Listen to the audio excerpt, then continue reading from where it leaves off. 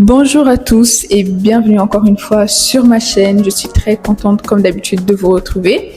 Et aujourd'hui nous allons parler d'un sujet intéressant qui sera justement une continuité de ce que nous avons déjà abordé la dernière fois. La dernière fois, nous avons vu que l'une des premières étapes pour apprendre à mieux se connaître, c'est de faire un test de personnalité. Pour toutes celles et tous ceux qui ont fait le test de personnalité, je vous félicite. Bravo. Maintenant, vous êtes à l'étape numéro 2. Et aujourd'hui, j'aimerais aborder 3 points qui sont très importants pour mieux apprendre à se connaître. J'ai mes petites notes pour ne pas me perdre. Je trouve que pour apprendre à se connaître, c'est vraiment important d'apprendre à s'écouter pour mieux être connecté à soi. Pour les personnes qui ont pris du temps pour faire le test de personnalité, vous remarquerez que vous êtes peut-être plus intuitif que sensitif. Donc vous avez une intuition plus développée et qu'il y a peut-être des événements où vous aurez pu éviter certaines situations, mais par manque d'écoute de soi, vous avez laissé passer l'occasion justement d'agir différemment, que ça soit au travail, dans vos relations, dans le quotidien en général. Et je trouve que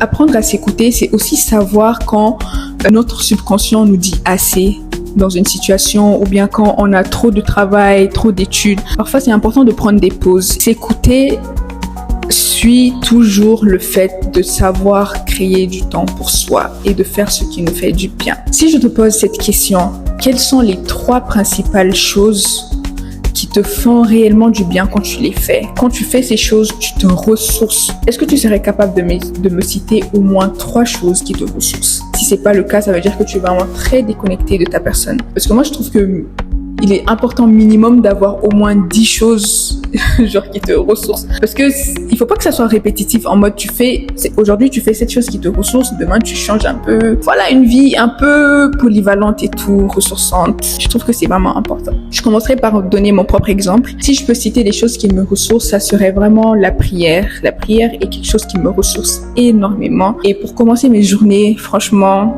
pour moi, c'est vraiment important et primordial. J'aime énormément aussi la marche. Ça me permet de libérer mes idées, de respirer un peu, de prêter attention à ce qui se passe autour de moi. Bon, j'aime faire mes ongles. C'est vrai que je les ai pas faites, mais j'aime trop faire mes ongles. Passer du temps avec la famille et tout, des sports. Et parfois, on est même naturellement attiré par un type de sport ou par un genre de musique. Donc, je pense que c'est important de savoir créer du temps pour soi et d'investir en soi. Et ces 2 éléments, s'écouter et savoir créer du temps pour soi, vous permettra de mieux gérer votre temps et vos priorités. Parce que parfois, on peut avoir l'impression de n'avoir rien fait de nos journées si on n'a pas des priorités et si on ne gère pas bien son temps. Je trouve que nous sommes à la fin de cette vidéo. J'aurais pu, bien sûr, mieux expliquer, mais je vais m'arrêter là parce que j'ai plus d'inspiration. Non.